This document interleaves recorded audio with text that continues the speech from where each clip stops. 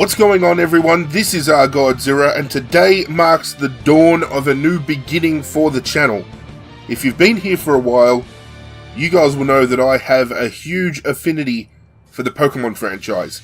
And we're not just talking about the main games that Pokemon Company make themselves, we're also talking about Pokemon fan games. The games made by the fans, for the fans. I'm currently playing Pokemon Xenoverse as a playthrough. We've done things like Pokemon Solar Light and Lunar Dark, we've done Pokemon Sage, we've done so many things on the channel with Pokemon.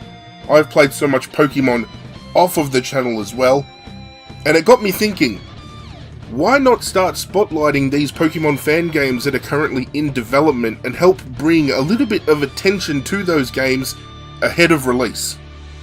Now, the games that we cover might not even get released for the next 1 to 2 years. The development of fan games has come to a bit of a halt, especially with COVID going on, but you need to appreciate the guys that make these games do not get paid for it. It is not their job to make these games. They do this for the love and appreciation of creating a game for the fans to appreciate, and I think this is where the Spotlight series is really going to shine, because while they invest all their passion into bringing games into the fold for us, I'm hoping that this Spotlight series can bring these games a lot more attention that they rightfully deserve. To kick things off, the first Spotlight that I'm doing is a game that I have been following for a little while now. Ironically, one of the designers from this game that has developed some of the Fakemon that we're going to be seeing later on in the video is the same person who helped develop my avatar for YouTube, my little Pokemon friend that floats around sometimes as well. So a huge shout out to Jerry. But we're going to break the video up into parts. We're going to talk about what the game offers in the way of story and other mechanics. We're then going to look at the characters of the game. And then, probably what most people are here for, we're going to look at the Pokédex. Now, when it comes to the Pokédex of Pokemon Umbra, we are talking about a complete fresh Pokédex, all Pokemon created for this game, 100% unique and genuine. And I'm telling you right now, some of the best designs I have seen for a Pokemon fan game in a very long time. Now, I know I've said Pokemon Xenoverse has set the bar pretty high, but Pokemon Umbra has me incredibly excited. And I've got some information coming up in this video that has not been shared with public before. So I want to thank the game developers for entrusting me with this information. You guys are awesome, thank you so much. If this is something you are interested in playing or seeing, be sure to leave a like on the video, subscribe and hang around so I can bring you more updates for Pokemon Umbra, because I plan to do so moving forward. But without further ado, ladies and gentlemen, sit back and relax. Let's get into what this game is all about. As the main character in Pokemon Umbra, you come from a family line of successful trainers. 2 of your high-achieving cousins have positions both in the Pokemon League as the champion and as a gym leader.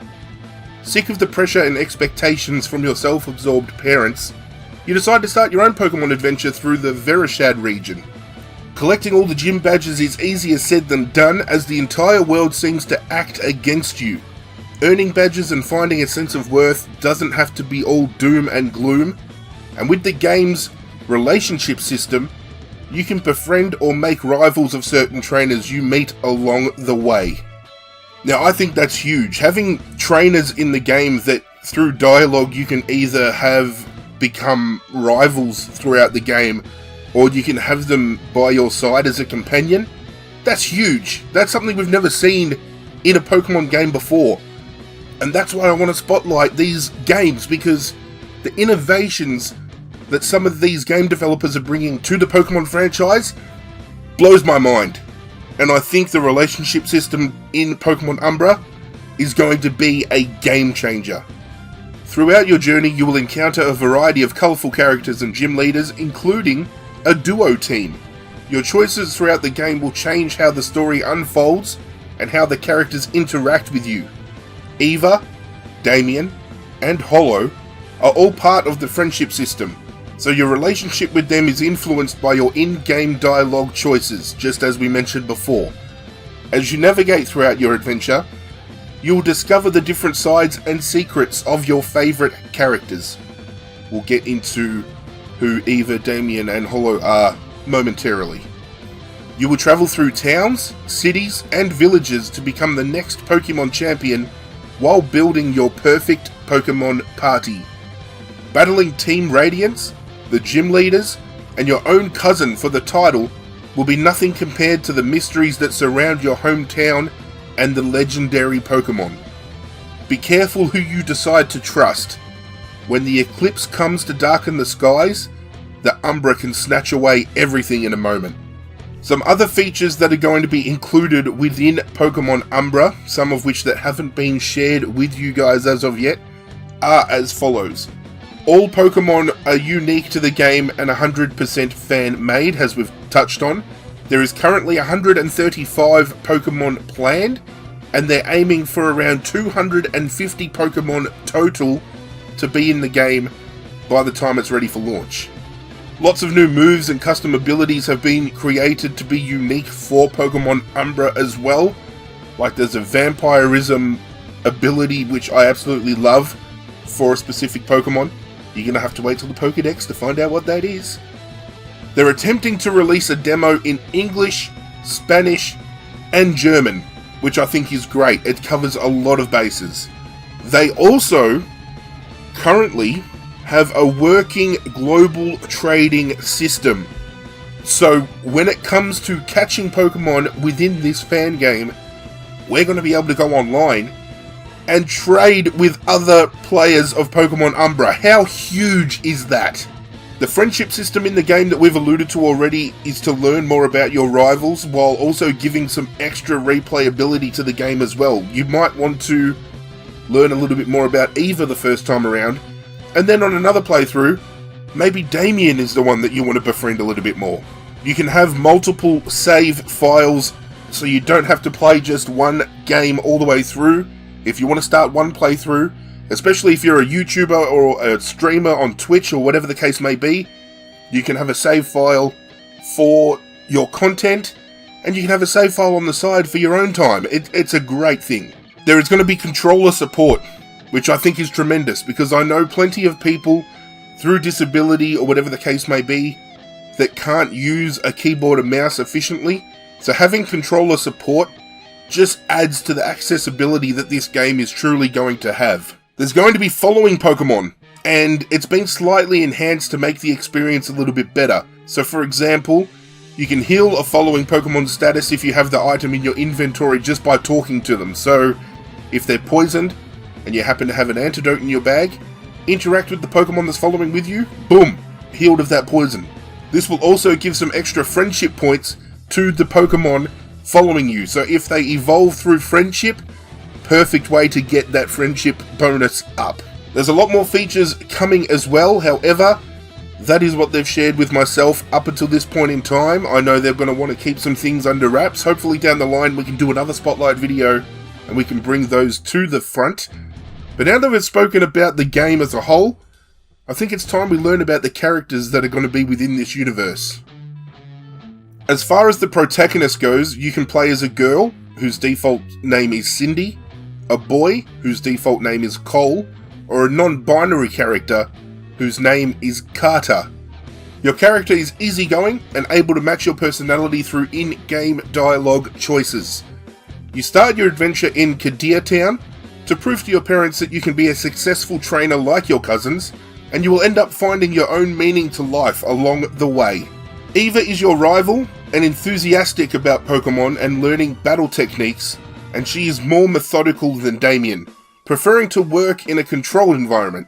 She's an outsider to this region, so she sometimes struggles to find her sense of belonging within this region.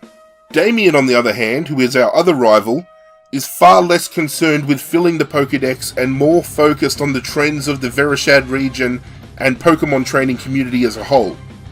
He shares a genuine love of Pokemon battling, and is fussy about making sure his Pokemon are taken care of and happy. Professor Sakura is your local professor, and she loves to share ideas with anyone who will listen to her. Her eager energy has built up in part because she is forced to stay at the lab. Previously, she was a traveling researcher, so she'd get out into different regions and take in Pokemon within their environments and whatnot. And this is where she found the 3 starter Pokemon of this region, and all 3 of these starters come from 3 different regions. So when it comes to unveiling what these starters are, and you learn about their types, you'll then realise that there are some opposites that are still going on with the typings like we usually see, but keep in mind that these guys come from different locations within the Pokemon world. Mariana is your older cousin, Martin's older sister, and the Pokemon champion of the Vereshad region. She is kind, compassionate, and enjoys spending time with you. She cares about her Pokemon deeply and has a strong bond with them, but she tends to shy away from other people. Martin is your older cousin as well, Mariana's brother, and the fairy-type gym leader of the Vereshad region. He can be hot-headed and temperamental, and his goal is to be the best Pokemon trainer in the region to overshadow his sister. He believes that fairy-type Pokemon are the best type because of their magical nature and elegance. Hollow is a reoccurring character who gives you and other trainers tips on their Pokemon journey. He has an upbeat personality with threads of melancholy. He views himself as a teacher or helper to new trainers, and he is extremely interested in learning about Pokemon and studying their relationship within their environments. Team Radiance is the antagonistic team in this game. They consist of 3 main members and various grunts. Their goal is to bring the current society back into the light, which would prevent other people from experiencing the hardships they encountered growing up. They cause trouble across the Vereshad region in order to secure various treasures that are supposed to summon a new era that will bathe the world in light. So now that we've had a brief insight into the characters that comprise this universe, let's have a look at the real reason why you're here, right? We want to see the Pokemon of this region. As the case normally is in Pokemon games, there are 3 starter Pokemon that you can choose. As I alluded to earlier, the 3 of these Pokemon are from 3 different regions, and their typings are completely different and unethical in the way of not being water, fire, and grass typing like we are used to. We have Cybel, a psychic type Pokemon, that later on evolves into a dual psychic and steel type. We have Boxeroo, a fighting type Pokemon, that evolves later into a dual fighting and ground type. And we have Seijitsu, a dark type Pokemon, that later evolves into a dual dark and ice type. Because of these different starter types, the game developers have made changes to the typings of the earlier Pokemon you're going to encounter on your journey. So for example, normally you'd run into your typical normal type Pokemon, your rodent and your bird and all that kind of stuff. In Pokemon Umbra, you'll be running into bug rock types, water psychic types, pure poison types, typings that'll help get an advantage over the opposing Pokemon starter that you have chosen. Now, while I've touched on the typing of the starter Pokemon, let's have a look at what the starter Pokemon look like. And we kick things off with Cybel, the tadpole Pokemon. As you can see, we've got 2 variations. The blue variation is the male Cybel, and the pink variation is a female Cybel. And it's the only starter Pokemon of the Vereshad region that has this kind of split off into 2 different colours. The designs of Cybel's evolutions are exactly the same, the colours are just different. Personally, I would have liked to have seen a little bit of variation, even if the next evolution was the same, but the final evolution had something a little bit different. But hey, beggars can't be choosers. I still love this design line. Cybel here holding the pearl in its tail, very reminiscent, and if you have a look at it, it kind of reminds me of Poliwag in many ways, so it's a good little throwback to the Kanto region. But as I mentioned, Cybel later evolves into a Psychic Steel type, and at level 16 we get Telefrog, the Metamorph Pokemon. Psychic Steel type, the pearl from the tail moves into its mouth, it starts developing kind of like a decorative piece across the front of its face, above its nose, and across its eyes, which is going to turn into something completely cool involving the Pearl in the final evolution, which at level 36, we are going to get Toad, the Hypno-Toad Pokemon. As you can see now, that decorative piece is now turned into somewhat of a crown. The Pearl is now placed on top. It looks very majestic. There's a little kind of piece on the chest that kind of makes it look like it's got a little bit of like a goatee or something going on, which is pretty cool. That's why I also recommend the fact that I thought maybe if the female variation could have gone down a different route, because even though pink is obviously an indicator that it's a female variant, having both of them look exactly the same when they could have maybe done even something a little bit different with the crown, perhaps? Just my opinion. But regardless, a Psychic Steel type starter, what could go wrong? The second of the starters is Boxeroo, the feisty Pokemon, pure fighting type. So we've got a little kangaroo with some boxing gloves, pretty straight up design. It's got a little bit of a scar underneath it, which I think is really cool. At level 16, we get Punch, which is a fighting ground type. As you can see, the scar over the eye develops. We've got more detailing around the neck, over the nose, with that kind of tuft of white fur that could represent a bandage. A little bit of a red patch on the stomach. The tail is now more prominent. At level 36, ladies and gentlemen, Punch evolves into Can Combat. Kangaroo, obviously. Boxing gloves, very prominent here. Almost looks like it's got a championship belt of some kind wrapped around its waist, which the coloration then continues on with the tail. I just love this design a lot. Just even the fur kind of looking like it's wearing a loincloth.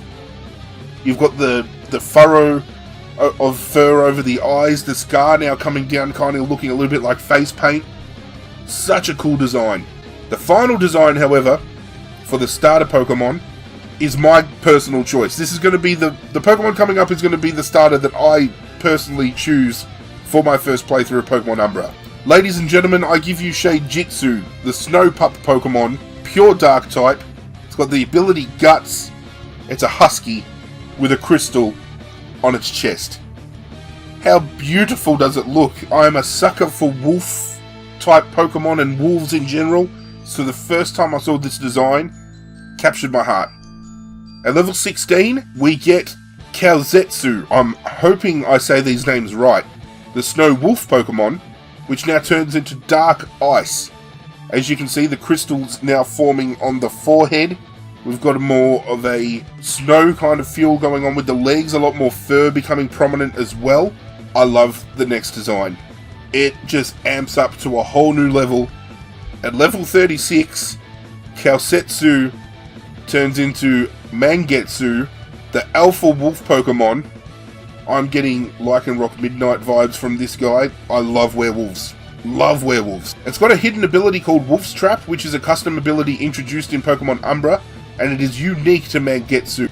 In battle, it prevents dragon, flying, grass, ground, ghost, and psychic type Pokemon from switching or fleeing from battle. So, if you think about it, ladies and gentlemen, it's preventing the Pokemon that is weak against it from escaping. That is badass. I love it. The design, absolutely brilliant. Crystal claws, the crystal fangs, the crystal coming off of the mane. I love this design so much. That's your starter Pokemon out of the way, ladies and gentlemen. The next Pokemon I'm going to show you round out the rest of the Pokédex. Bear in mind, as I mentioned earlier, there is a lot more Pokemon they're aiming to add to the game, and currently they might have named Pokemon, but haven't given a visual representation of what that Pokemon is. In this particular Spotlight video, I'm only going to show the Pokemon that are added to the Pokédex that do have visual to match the name. Later on down the track, when the game developers update the game, we'll do some Spotlight videos here and there to show the Pokemon that are added to the game. Just for you guys at home. But the first Pokemon kicking things off, and one of the first Pokemon you're going to be able to find on your journey when you start off in the Vereshad region, is Roach, the cockroach Pokemon. Bug and Rock type. It's got Runaway or Sturdy as its abilities. Your standard bug type Pokemon, but I love the fact that we've got a Cockroach. Cockroaches are hard to kill, so I'm hoping this guy's got a bit of bulk behind it.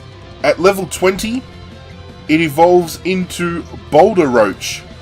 And as you can see here, it's now up on 2 legs. It still has your bug rock typing. It looks a lot more beast-like. Runaway and Sturdy are still the abilities. I just love the overall look. I love that we're getting a bug-type Pokemon that looks incredibly menacing. It looks awesome. It looks so cool. As I mentioned, they're aiming to throw typings of Pokemon at you in the beginning of the game that are going to complement the Pokemon that you choose. So having dual typings this early on, incredible. We've got Axolotl, the sensory Pokemon. It's a water psychic type. Sensory boost as its ability. I like the look of it. It's blind, as I think it's blind. It looks blind. Very simple in design. There's a lot of designs as well within Pokemon Umbra where some of the Pokemon straight up look like a Pokemon and don't look like traditional Pokemon, but will still fit within the universe. And I like the fact that they've gone for different kind of art styles because they don't clash. They all seamlessly fit into the same universe together. I love that fact. At level 20, Axolotl evolves into Vizimander, who still looks blind, still has the sensory Pokemon tag, Water Psychic, sensory boost as an ability. Kind of gives me one of those vibes of that, like, the skink that goes in the water. Kind of like what they used as the inspiration for Mudkip, but they've gone a completely different direction from that. Water Psychic type early as well. It's always great to get Psychic types early, I feel, in a Pokemon game. And this little dude could probably do some solid damage straight out the gate, so it's probably one you want to keep your eyes out for. I mentioned Vampirism as an ability added into this game, and it is regarding the next 2 Pokemon. The first of which is Webat, the Spider Bat Pokemon, pure poison typing. As for the Vampirism ability, it heals the user by 1/4 of the damage dealt with biting type moves. So, Bite, Crunch, the Elemental Fang type moves, they're going to do a little bit of healing to these Pokemon, which I think is pretty cool. At level 24, Webat is going to evolve into Vamparachne, something straight out of your nightmares. Something that I could actually envision being a card within the Yu-Gi-Oh! Anime series. It goes from pure poison typing to poison ground typing, maintains the vampirism ability. It looks like an absolute beast. This is a perfect example of a design that you typically wouldn't see within the Pokemon universe, but within the Pokemon Umbra Pokédex, this Pokemon makes a hell of a lot of sense. The next Pokemon is Cute Snoot, the Sniffling Pokemon, normal dark type. The first normal type we're going to encounter in the game has the dark secondary typing. Pick Up or Runaway as its abilities. I love the look of it. I love the aesthetic. We're returning now to designs that look like traditional Pokemon designs.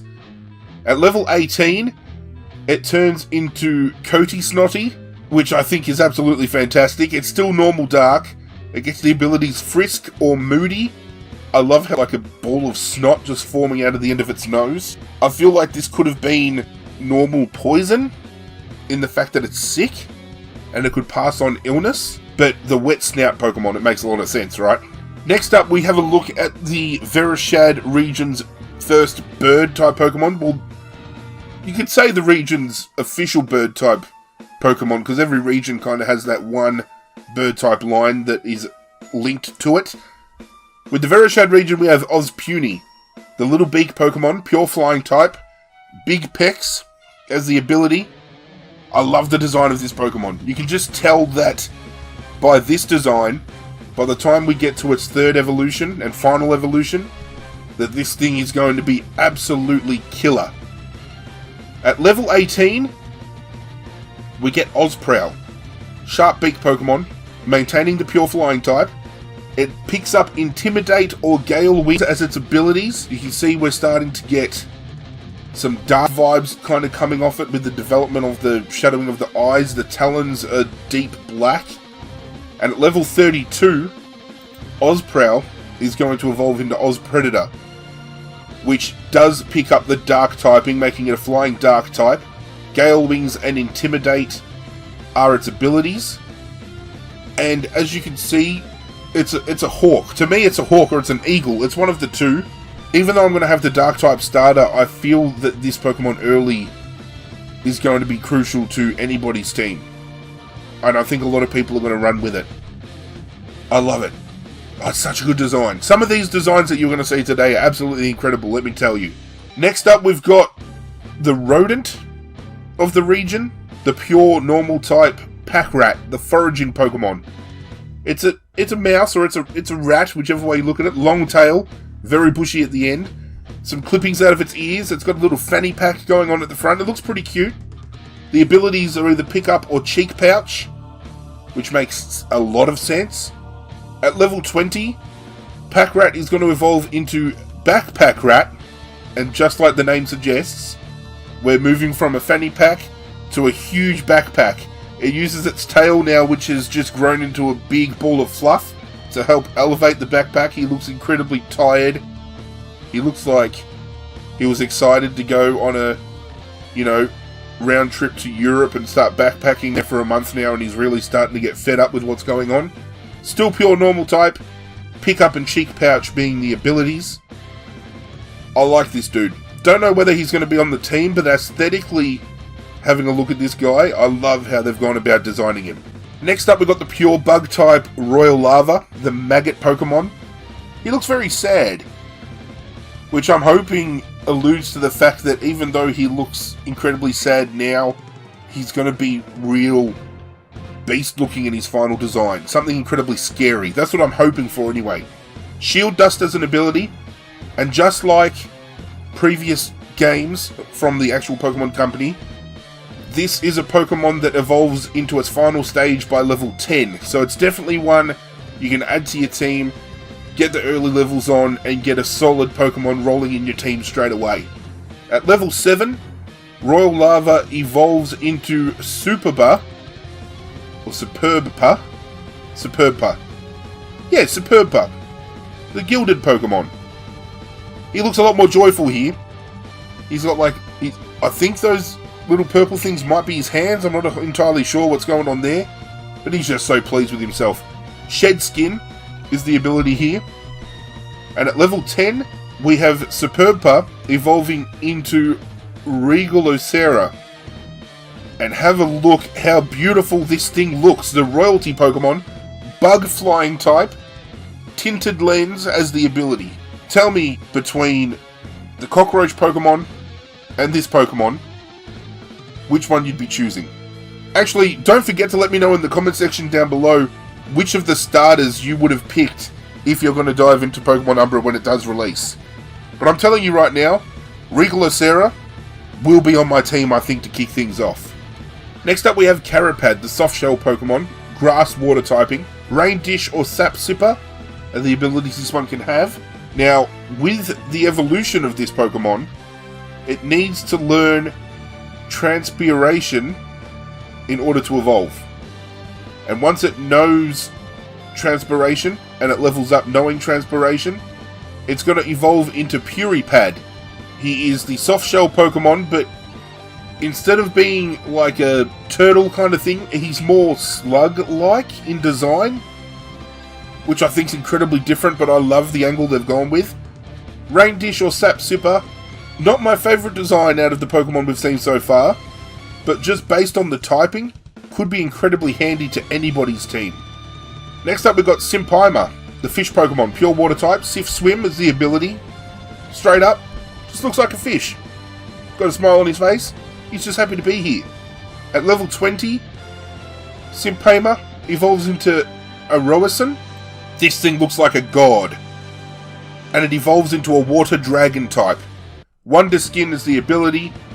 So if you want to get yourselves a dragon type Pokemon early, this is the guy you want to get. Next up, we've got another bug type Pokemon. We've got Spado, the bug poison type. Abilities will be either Poison Touch or Poison Point. So you're going to be getting some poison damage off regardless. And at level 24, this cute little strawberry dude, because it looks like a strawberry, which I think is fantastic. Level 24, it's going to evolve into Aricide, and this thing looks great. It still has the poison touch, poison point ability. It's still got the bug poison typing. As far as the bugs go, I think the butterfly for me is still leading the pack. But I love that we're getting so many options for bug types early. And I know there are some people that support my channel for the Pokemon content that are big on bug Pokemon. So I know those guys are going to absolutely love this Pokédex. And I'm a fan of poison types as well, so I'm glad that we're getting a lot of poison types early. Next up we have a Pokemon that you might mistaken for Sunflora, but I can tell you it's not. We got Mimekda. This kind of works in the way of how Mimikyu works. When it gets hit by an attack, it changes from its disguised form into its busted form. And as you can see, there is a huge difference between the two. Grass Dark type ability is Disguise, as I've mentioned. It drops the veil and it turns into something completely straight out of your nightmares. I love it. Love it, love it, love it. Skitail's up next, the water bug Pokemon. Bug water type, again, another bug. Rattled is the ability.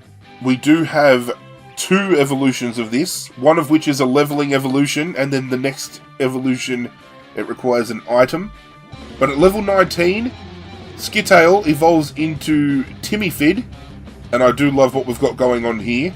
Bug water type, still maintains the rattled ability, little bubble in the mouth. Timifid evolves into the following Pokemon when being traded while holding a metal coat. And if you give Timifid a metal coat and you trade it, you're going to get Chromite, the Iron Armor Pokemon, who is Bug Steel. It loses the water typing, it picks up the steel typing. This thing looks incredible, and I want it on my team right now. Sturdy is the ability. It looks like it's straight out of Bioshock. This thing looks incredible. Next up is Oviseed, the Veg Lamb Pokemon, pure grass type. Harvest is the ability. It's like a seedling, in a sense. It's all puffy around. At level 16, this thing is going to evolve into Hoofern, pure grass type. Harvest is the ability. And at level 32, Hoofern is going to evolve into Asperies. And I love the look of this dude. He's got roots coming out of him. He's got the bushels as horns now. He's now a grass ground type, so he picks up the ground typing. And it's almost as if the fluffiness on its back is now turned into a saddle, which I think looks brilliant. The next Pokemon, however, is another candidate that I could see on a lot of teams. We have Pixie Petal, the flower child Pokemon, pure fairy type. It has the Dancer ability. It evolves, again, not by level, but by high friendship during the daytime. So when it was mentioned earlier that if you have a following Pokemon that has a status condition, you can interact with it if you have the item in your bag, and you will heal that Pokemon and you'll boost your friendship. That's what you want to be doing with Pixie Petal. And when you get high friendship during the daytime and it levels up, it is going to evolve into Florafay, the interpretation Pokemon, pure fairy type, the Dancer. But I can see this, especially because of being the fairy typing, I can see this being on a lot of teams. I really can. Following that, we have Zapouch, the electric sack Pokemon, water electric type. It's going to have either Storm Drain or Static as an ability. Love the look of this guy. Strays a little bit from traditional Pokemon design, but I still think this looks absolutely incredible. If you level this guy up of a nighttime to level 33, it is going to evolve into Manovolt. And this design looks incredible. Still water electric type, maintaining the Storm Drain or Static abilities. Hemokto is up next, the red ink Pokemon, water dark type, suction cups or analytic as abilities. This needs to be evolved while being underwater, so I think dive is going to be a thing here. But while underwater, evolving after level 37, Hemokto will evolve into Alucuttle. Still maintains the water dark type, suction cups or analytic as ability. I love how menacing this thing looks. It's obviously a squid, but I love how it's got a lot of demon kind of aspects to its design. Up next is the regional ghost type Pokemon, and I love this design line. We have Saurol, pure ghost type, insomnia or soundproof as abilities. At level 25, it's going to evolve into Depressol. Pure ghost type still, Insomnia or Soundproof as the abilities, but in order to evolve into its next form, there needs to be at least one fainted Pokemon within your party. If there is a fainted Pokemon in your party and Depressol evolves to level 35, you are going to get Spec Torment. This thing looks incredible. I love the chains going around its neck. It's got a love heart in the middle. Insomnia Soundproof still has the ability. Pure ghost type Pokemon. This is one that I definitely will be adding to my team during my playthrough. Oh, I completely forgot about this Pokemon. Okay, Hauntadile, the Carcass Pokemon, pure ghost type, cursed body as the ability. It is a crocodile skeleton. Get around it. At level 40, it evolves into Necrodile, which turns into a ghost fighting type. Cursed body is the ability. This thing looks absolutely incredible. This thing screams ArghGodzirra. This is 100% the Pokemon for me. I completely forgot about this, and I don't understand how I could, because this thing is absolutely insane. Following Necrodile, we have a few Pokemon that haven't got some designs, so we skip down the line, and the next one that does have a design is Scorch, the Fiendish Pokemon, pure fire type. Tasmanian Devil obviously being the influence for this. It knows either Hustle or Run Away as its abilities. At level 32, Scorch evolves into Torture. Tough Claws or Intimidate as the abilities. As far as fire types go, I think this is actually the first fire type we've seen. That being said, this one at the moment will probably be on my final team. Going down a different avenue, the next Pokemon is Shrimpink. Fairy ground typing, Battle Armor is the ability. At level 27, Shrimpink evolves into Armoroma, and this thing still has a lot of cuteness about it as well. Fairy ground type, Battle Armor is the ability. It probably jumps ahead of the other fairy typing for me purely because of the dual typing with ground, but I don't know whether I'll have this on my team or not. Still a cool design. Next up we've got Pricklebund, the cactus hair Pokemon, pure grass type, Overgrow is an ability. At level 18, Pricklebund evolves into Cackrabbit, Overgrow as the ability. At level 32, Cackrabbit evolves into Sonorolope, maintains the pure grass typing, Overgrow as the ability, and its body as a whole now is just an entire cactus with smaller cactus growing off it. I love this design a lot. Next up we've got another bird type. We've got Chubren, normal flying, the cactus wren Pokemon. Looks like he's got a little bib around his neck, which is pretty cute. At level 25, he evolves into Roadren, the apex predator Pokemon, which surprisingly you can't tell by its design, but it turns into a normal dragon type. Quick Feet is the ability. We then have another couple of Pokemon on the list that don't have designs, so next up following Roadren, we have Shoxen, the stimulus Pokemon, poison electric type, static as an ability. It's a little skunk. He is so adorable. Oh, these designs are just next level. When I look at these sometimes, I just get blown away with how well put together they really are. At level 28, Shoxen evolves into Noxurge, and this thing looks killer. Poison electric type, static is the ability. Definitely could be a Pokemon I can see adding to my final team. Now, next up is a little bit different, because I've got the photo images of these Pokemon, but I don't have any information about abilities or whatnot. I just have their typing, so we're going to have to just determine what things could be based off of the typings and the design. But following Noxurge, we have Bequeenie, which is a pure water type. I love the whimsical design with the hook stuck through the fin. Bequeenie evolves into Modelfin, which again is a pure water type. Keeps the hook, but it's now got scarves around it, and it kind of, as you can see, Modelfin, it's kind of going down the direction of being the model Pokemon. Is that what we're going down? Because the scarves give off a fashionista kind of impression. But regardless, Modelfin evolves into Muertapoise, which is water ghost type, and this thing's just gone to a whole new level. The scarves have now turned into like a Reaper hood, and the hook is now a scythe. This thing looks incredible. I can see people are going to have issues with working out whether Necrodile or Muertapoise are going to be the ghost type on their team. Personally, if you watch my playthroughs, you know I don't like having those clashing Pokemon types. But man, Muertapoise looks incredible. Following up on Muertapoise, we have Callian Toad. This thing looks cool. Another whimsical design. It is a pure fire type. It's like a bearded dragon Pokemon by the looks of things. I love the design on its stomach. It looks incredibly friendly, which makes me think that its final evolution might not be, because that's what things happen to be sometimes.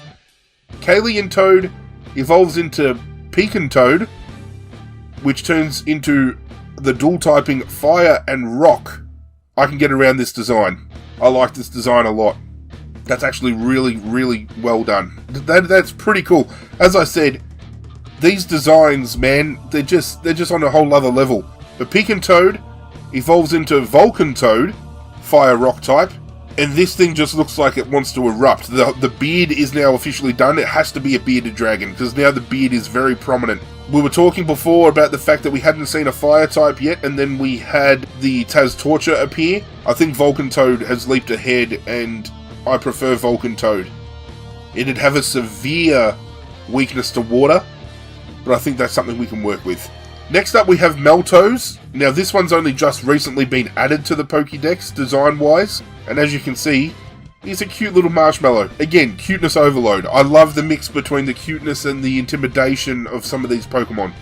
Meltos evolves into a Scorch, kind of like a s'more. Now I should have added Meltos as a pure fairy type, and Scorch is a fairy fire type. So now you have the question begging: do you go with Scorch, the fairy fire, or do you go with Volcatoad, the fire rock typing?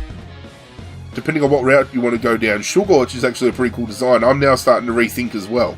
The final designs I have for this Pokédex are Portile, Dark and Psychic, and I absolutely love the look of Portile. I don't know why, but when I look at Portile, I think of the black variant of Spyro from Spyro the Dragon.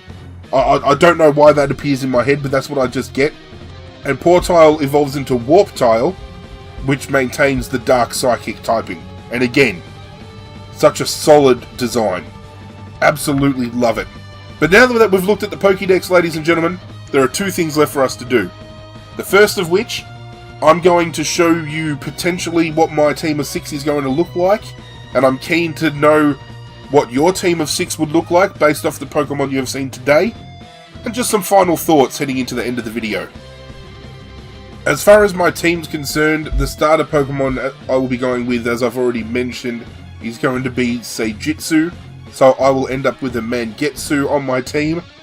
Can't go past a Dark Ice type, especially one that looks like a werewolf. I just seriously can't get past that design. Next up on my team is going to be Aroasin, the Water Dragon type. As I said, to get that Dragon type early on in the game, I think he's going to be incredibly OP. I love the design of this thing. I think it's going to flow well with the rest of the team that I'm going to build around it. Chromite is the bug that has won the battle and is going to take the next spot in my team. Bug Steel type, sturdy ability. Every team needs a tanky wall. This thing's going to be tanky as all hell. Next up is actually the evolution line directly following Chromite, Asperis, the grass ground type. Ground typing was something that I played around with a couple of different Pokemon, but I think this one wins it for me.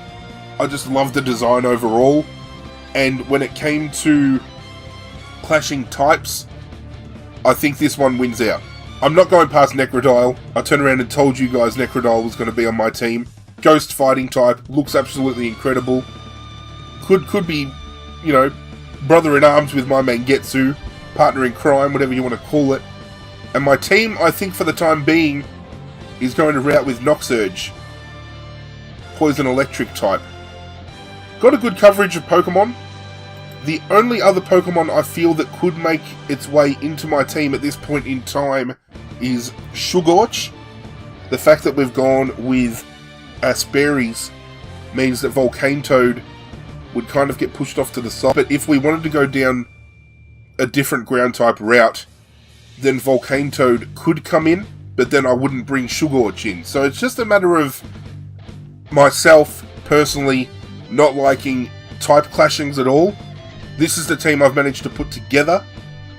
It does mean I'm sacrificing the early bird type, but that's purely because of that dark typing. It clashes with my starter straight away. So straight out the gate, I'm already struggling with myself. Pokemon Umbra, why are you doing this to me? But there are a number of things about Pokemon Umbra that I am so incredibly excited for. The fact that they've got a global trading system that is going to be working, at this point in time, they report is working within their development, and that we're going to be able to trade with one another, that is huge.